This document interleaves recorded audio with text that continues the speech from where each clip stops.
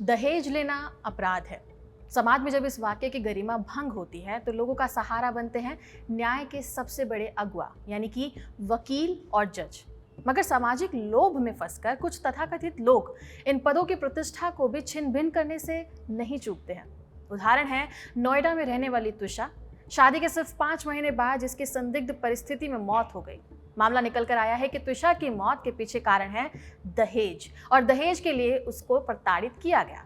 लेकिन किसने किया होगा ऐसा? एफआईआर दर्ज की गई है तुषा की सास और उसके पति पर। सास जो कि एक रिटायर्ड जज है और पति भी पेशे से वकील हैं। तुषा के परिवार का आरोप है कि उनकी बेटी को दहेज के लिए शारीरिक और मानसिक रूप से प्रताड़ित किया गया और बाद में उसकी हत्या कर दी गई। क्या है पूरा मामला, समझेंगे हमारे इस वीडियो में। नमस्कार, मैं हूं डिम्पिका और आप देखना शुरू कर चुके हैं खबर का। तुषा शर्मा मूल रूप से उत्तर प्रदेश नोएडा की रहने वाली थी। साल 2024 में उनकी मुलाकात समर्थ सिंह नाम के एक व्यक्ति से एक डेटिंग ऐप के जरिए हुई। समर्थ भोपाल के रहने वाले हैं और पेशे से वकील हैं। जान पहचान आगे बढ़ी और दिसंबर 2025 में इन दोनों ने शादी भी कर ली। शादी के बाद तुषा अपने ससुराल भोपाल के कटारा हिल्स इलाके में रहने लगी। दोनों का ये नया रिश्ता एक सुखद भविष्य की उम्मीद के साथ शुरू हुआ था, लेकिन 5 महीने के अंदर ही एक भयानक अंत तक पहुंच गया। 12 मई 2026 की रात करीब 10:05 पर तुषा ने अपनी मां को फोन किया। फोन पर वो काफी परेशान थी और अपने ससुराल में हो रही प्रताड़ना के बारे में उन्हें बता रही थी, लेकिन बात करते करते अचानक से फोन कट गया। परिवार के मुताबिक जैसे ही उसका पति समर्थ कमरे में आया, तुषा ने घबराहट में वो फोन काट दिया था। मामला तब और ज्यादा सीरियस हो गया जब तुषा के कुछ मैसेजेस भी सामने आए जो उसने अपनी दोस्त को किए थे। आई एम ट्रैप्ड ब्रो, तू मत फंसना, यानी कि मैं फंस चुकी हूँ, तुम मत फंसना। इसके बाद उनकी कोई कॉल नहीं आई।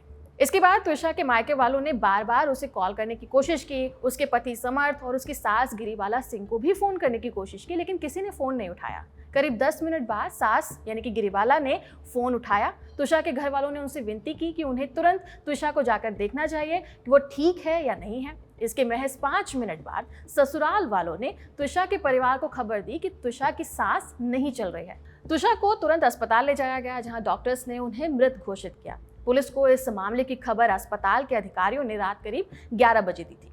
तुषा के भाई हर्षित शर्मा भारतीय सेना में ऑफिसर हैं। उन्होंने भी आरोप लगाया कि अस्पताल घर से महज 10 मिनट की दूरी पर था, फिर भी तुषा को वहां पहुंचाने में जानबूझकर देरी की गई। माने यहाँ से एक पारिवारिक मामला अब कानूनी रूप लेने लगा था। तुषा की मौत के बाद उनके परिवार ने ससुराल वालों पर बेहद गंभीर आरोप लगाए हैं। उनके भाई मेजर शर्मा के मुताबिक तुषा को लगातार मेंटली और फिजिकली टॉर्चर किया जा रहा था। इसके अलावा तुषा के परिवार वालों ने ये भी आरोप लगाया है कि तुषा का जबरन गर्भपात भी करवाया गया। तुषा के भाई मेजर शर्मा ने मीडिया को बताया कि तुषा गर्भवती थी और वो अपना बच्चा चाहती थी, लेकिन उसके पति और ससुराल वालों ने उस पर एबॉर्शन कराने के लिए जबरन प्रेशर बनाया था। आरोप तो ये भी है कि ससुराल वालों ने तुषा के चरित्र पर भी सवाल उठाए और बच्चे को नाजायज तक कह दिया। इसी भारी मानसिक दबाव और प्रताड़ना के चलते मौत से महज 1 हफ्ता पहले उसका गर्भपात कराया गया था।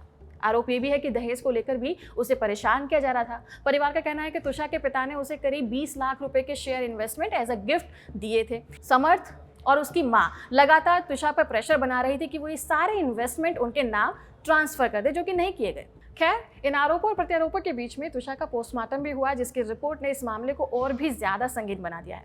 रिपोर्ट में कहा गया कि तुषा की मौत फांसी लगने से हुई है, यानी कि जब उन्हें लटकाया गया तब वो जिंदा थी। लेकिन कहानी सिर्फ यहीं पे खत्म नहीं होती है।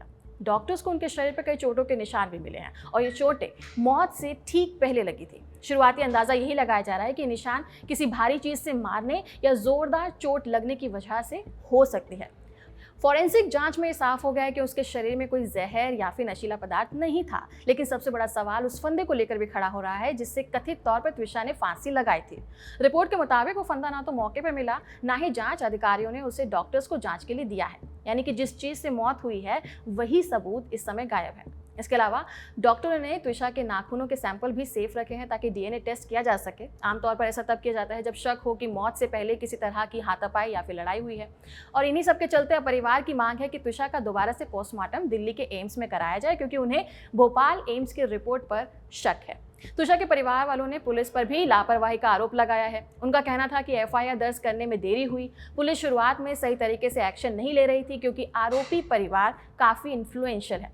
मेजर हर्षित शर्मा और उनके परिवार ने न्याय की मांग को लेकर कटारा हिल्स पुलिस स्टेशन और बाद में महिला पुलिस थाने के बाहर विरोध प्रदर्शन भी किया। इसके बाद 15 मई की सुबह करीब 3:30 बजे पुलिस ने एफआईआर दर्ज की। पुलिस ने पति समर्थ सिंह और सास गिरिबाला सिंह के खिलाफ बीएनएस की कई धाराओं के तहत मामला दर्ज किया है, जिसमें धारा 80 यानी कि दहेज हत्या से संबंधित शामिल है। इसमें 7 साल से उम्र कैद की सजा हो सकती है। धारा 85 जिसमें पति या उसके रिश्तेदारों द्वारा महिलाओं को प्रताड़ित करना शामिल है। साथ ही डोरी प्रोहिबिशन एक्ट की धारा 3 और 4 के तहत भी मामला दर्ज किया गया है। इन धाराओं के बावजूद मामले में तुषा की सास यानी कि गिरिबाला सिंह को भोपाल की अदालत से एंटीसिपेटरी बेल मिल चुकी है। उनके बेटे और तुषा के पति यानी कि समर्थ सिंह की जमानत की याचिका पर सुनवाई होना बाकी है। तुषा की सास ने अपनी बेल अर्जी में दावा किया कि तुषा ड्रग्स लेती थी, उसका व्यवहार अचानक बदल जाता था, उसे मूड स्विंग्स की समस्या थी।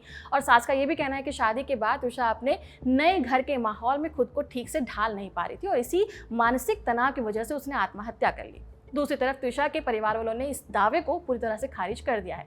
परिवार वालों का आरोप है कि ड्रग्स और मूड स्विंग्स वाली बातें सिर्फ केस को दूसरी दिशा में ले जाने की कोशिश करने के लिए बनाई गई है। उनका कहना है कि तुषा लगातार मानसिक प्रताड़ना, घरेलू हिंसा और दबाव झेल रही थी और इसका सबूत है वो व्हाट्सएप चैट्स और मैसेजेस जो उसने अपनी फ्रेंड को भेजे हैं। उनको यहाँ भी डर है कि आरोपी पक्ष हो सकता है कानून की अच्छी समझ रखता है, इसलिए वो सबूतों के साथ छेड़छाड़ कर सकता है या जांच को प्रभावित कर सकता है। इसी वजह से तुषा के परिवार वालों ने ससुराल के घर को सील करने की भी मांग की है। फिलहाल पुलिस जांच कर रही है। इसमें आगे जो भी अपडेट होगी हम आपको जरूर बताते रहेंगे। आप बने रहिए खबर गांव के साथ।